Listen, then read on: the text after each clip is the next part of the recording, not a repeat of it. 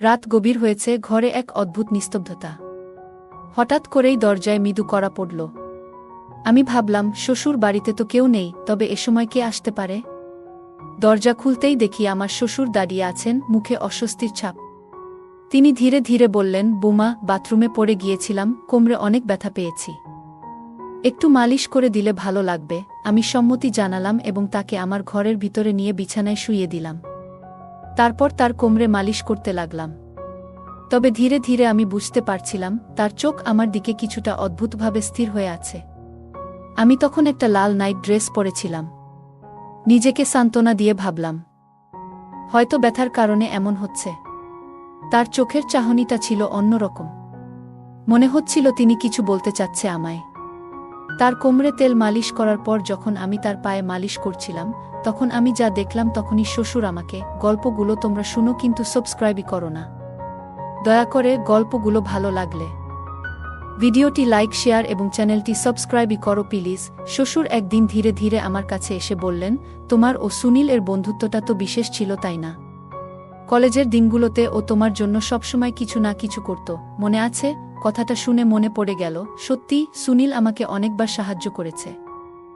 আমাদের বন্ধুত্ব ছিল গভীর, এবং সেই বন্ধনের কথা মনে পড়তেই মনে হলো, আজও সেই দিনগুলোর স্মৃতি যেন আবার জাগ্রত হলো। জানি না কেন শ্বশুর আমাকে আজ এতদিন পর মনে করে দিচ্ছে। আমি আমার স্বামীকে অনেক মিস করছিলাম, সে আমাকে ভালোবাসত, আর আমিও। আমি যেন আকাশের চাঁদ হাতে পেয়েছিলাম। আমার সমস্ত মনোযোগ, সমস্ত ভালোবাসা তার দিকেই নিবদ্ধ ছিল। কিছু বছর পর আমরা দুজনেই বিবাহের সিদ্ধান্ত নিলাম। সুনীলের সরলতা ও আন্তরিকতায় আমি মুগ্ধ হয়েছিলাম, এবং সেই প্রথম 5টি মাস ছিল আমার জীবনের সবচেয়ে সুখের সময়। আমরা একে অপরের প্রতি যত্নবান ছিলাম, একসাথে ঘর সাজাতাম, খাবার বানাতাম, এবং ছোট ছোট কথাবার্তা আমাদের আরও কাছাকাছি নিয়ে আসত।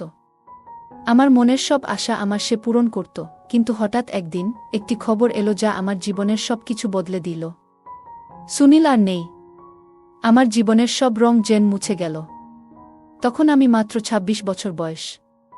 শ্বশুর ছাড়া এই বাড়িতে আমার কেউ নেই। আমি ভেঙে পড়লাম। আমার বাবা অনেক কষ্টে আমাকে বিবাহ দিয়েছিলেন, আর আজ আমি আবার মায়ের ঘরের দরজায় দাঁড়িয়ে আছি। বাবা মা কিছু বলেননি, শুধু নীরবে আমাকে দেখলেন। আমার সৎমা শুরু থেকেই আমাকে সহজভাবে নিতে পারেননি, আর এখন আমাকে দেখে তার মন আরও ভারী হয়ে যেত। কিছুদিন পর হঠাৎই শ্বশুরমশাই এলেন। আমার শ্বশুর মশাই ছিলেন 48 বছরের সুঠাম দেহের অধিকারী। তাকে দেখলে মনে হতো না যে তার এত বছর বয়স। আমার শ্বশুর আমাকে আগে থেকেই আলাদা নজরে দেখতেন, যা আমাকে অনেকবার ভাবিয়েছিল। তিনি আমার বাবাকে বললেন, আমি প্রিয়াকে আমার কাছে নিয়ে যেতে চাই। বাবা একটু দ্বিধা করে বললেন, সুনীল জামাই তো আর নেই, তাহলে প্রিয়াকে নিয়ে কি করবেন?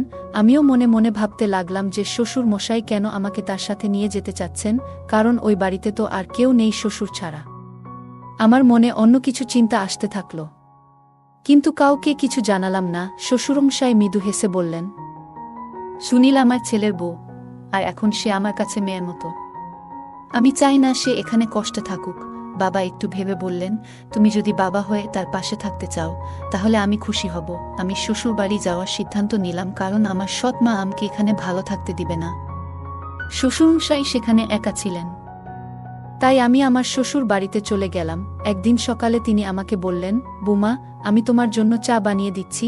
চা নিয়ে বসে তিনি বললেন, তুমি কি জানো, এখন আমি এই বাড়িতে আমি সম্পূর্ণ একা। সুনীল ছিল আমার একমাত্র সঙ্গী, এবং সে চলে যাওয়ার পর এই নিঃসঙ্গতা আরও প্রকট হয়ে উঠেছে। আমি চাইছিলাম তুমি এখানে থাকো, যেন আমি নিজেকে একা মনে না করি। আমি তার দিকে তাকিয়ে বললাম, বাবা, চিন্তা করো না। আমি তোমার সাথে আছি এবং সবসময় থাকব। আমরা একে অপরের জন্য আছি। আমি তার প্রতি একটু সহানুভূতি দেখাতে শুরু করলাম। স্বামী ছাড়া থাকতে আমার অনেক কষ্ট হতে শুরু করছে। সে চলে যাওয়ার 6 মাস হল। সুনীলের আকস্মিক মৃত্যু আমাকে এমনভাবে নাড়া দিয়েছে যে মাঝে মাঝে মনে হয়, এই বিয়েটা এত তাড়াতাড়ি করা উচিত ছিল না। এক রাতে দরজায় কড়া নাড়ার শব্দে ঘুম ভাঙল। আমি দ্রুত দরজা খুলতেই দেখি শ্বশুরমশাই দাঁড়িয়ে আছেন। কষ্টভরা কণ্ঠে তিনি বললেন, বৌমা, আমি বাথরুমে পড়ে গিয়েছিলাম, খুব ব্যথা পাচ্ছি। তুমি একটু মালিশ করলে হয়তো আরাম পাব। তার কষ্ট দেখে আমি আর সময় নষ্ট না করে তাকে বিছানায় শুইয়ে দিলাম, আর আমি তার ঘর থেকে তেল আনতে গেলাম। আমি শ্বশুরমশাইকে মালিশ করতে শুরু করলাম, কিন্তু হঠাৎ বুঝতে পারলাম উনি আমার দিকে অদ্ভুত দৃষ্টিতে তাকিয়ে আছেন। এটা আমাকে কিছুটা অস্বস্তিতে ফেলল। আমি ধীরে ধীরে জিজ্ঞেস করলাম, বাবা, আপনি কি অন্য কোথাও খারাপভাবে আঘাত পেয়েছেন? ডাক্তার ডাকব? তিনি বললেন, না পুত্রবধূ, শুধু একটু মালিশ করলেই চলবে। এতে আমি আরাম পাব। তার কথা শুনে আমার নার্ভাসনেস আরও বেড়ে গেল। মনে হচ্ছিল কিছু একটা ঠিক নেই। সেই রাতে আমি একটি লাল রঙের পাতলা নাইট ড্রেস পরেছিলাম। আর আমি লক্ষ্য করলাম শ্বশুর বারবার আমার দিকে তাকিয়ে আছেন। আমার অনেক অস্বস্তি লাগতে শুরু করল। তাই বললাম, বাবা, আপনি এখানে শুয়ে থাকুন, আমি আপনার ঘরে গিয়ে শুয়ে পড়ব। শ্বশুরমশাই বললেন, এই অবস্থায় তুমি আমাকে একা রেখে চলে যাবে? তাহলে আমি একা কি করে ঘুমাবো? তার কথা শুনে আমি ভাবতে লাগলাম এখন কি করা উচিত। তারপর তিনি ধীরে ধীরে আমার কাছে এসে বললেন, প্রিয়া, আমি তোমাকে কিছু বলতে চাই, তুমি রাজি হলেই বলবো। তার এমন কথা শুনে আমার মন অস্থির হয়ে উঠল। আমি চিন্তিত হয়ে জিজ্ঞেস করলাম, বাবা, কি ব্যাপার? তিনি বললেন, আমি চাই আজ রাতে তুমি আমার পাশে থাকো, আমার পাশে ঘুমাও। এখন আমি একা থাকাটা আর পছন্দ করি না। মনে হয় যেন আমার হৃদয়ের স্পন্দন বন্ধ হয়ে যাচ্ছে। আমি কিভাবে প্রতিক্রিয়া জানাবো তা বুঝতে পারছিলাম না। যখন তিনি কথা বলতে শুরু করলেন, তিনি বললেন, সুনীলের মৃত্যুর পরে আমি আবার নতুন করে জীবন শুরু করার কথা ভাবছিলাম। কিন্তু তখন তোমার সৎ মায়ের কথা মনে পড়ল। সে তোমাকে শান্তিতে থাকতে দেবে না। তোমার নিজের বাড়িতেও নয়, তাই তোমাকে এখানে নিয়ে এসেছি। তার কথা শুনে আমার মনের ভেতরে অস্বস্তি কাজ করতে লাগল। প্রতিবাদ করার সাহস না পেয়ে পাশের সোফায় শুয়ে পড়লাম, কিন্তু ঘুম কিছুতেই আসছিল না। শ্বশুরমশাই তখন এক অদ্ভুতভাবে ভয় পেয়েছিলেন। তিনি বললেন, প্রিয়া, আমি তোমাকে কিছু ভুল বলিনি।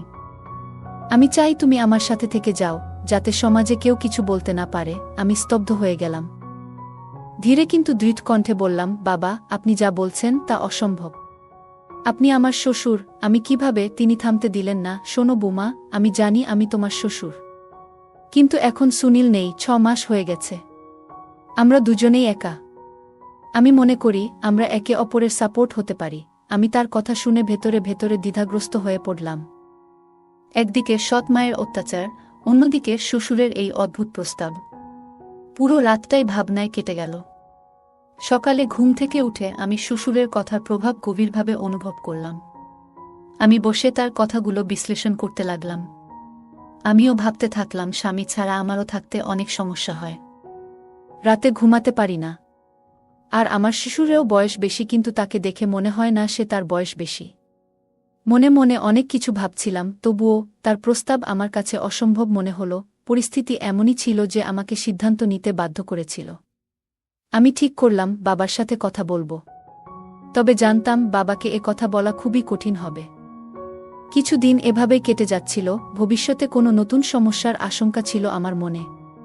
একদিন শ্বশুরমশাই আবার কথা বললেন, প্রিয়া, আমি তোমার কাছে কোনো বর চাওয়া পাওয়ার কথা বলছি না।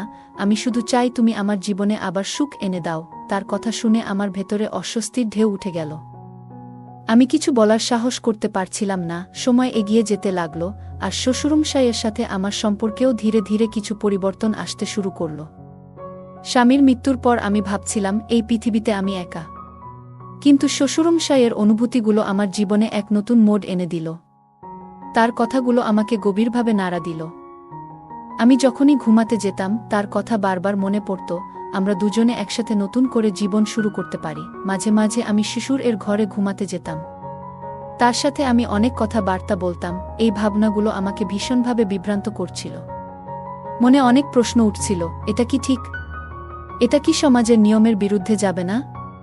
তবু আমার মনের ভেতরে একটি অনুভূতি ছিল যে শ্বশুরমশাইও একাকিত্বের সাথে লড়াই করছেন, যেমন আমি করেছি।